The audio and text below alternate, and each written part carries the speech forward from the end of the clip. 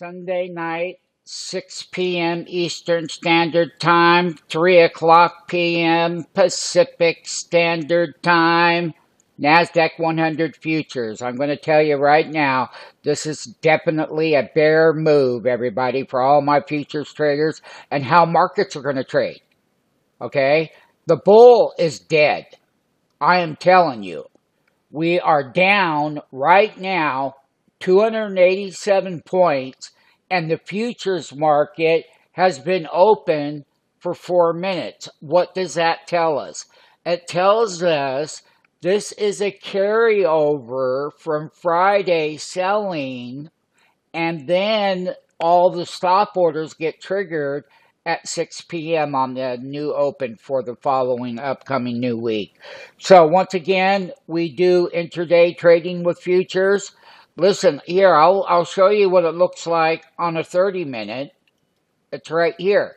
Same gap down, 30-minute gap down. It's broken, like I said, this is a bear scenario. This is definitely, we're at that 200-day moving average. I said we were going to go there. We got the proof of it right now. The volatility, the proof is in the pudding at that 200-day. Now, in other market corrections or sell-offs or other bear market moves, the 200-day moving average has always acted as a good support level. A good support level, and equities also follow a great support level. So once again, we work as a team in the live trading room. We have all of your features, advantages, and benefits. And yes, it's very important to take advantage of the moves and what you're doing in these broader markets.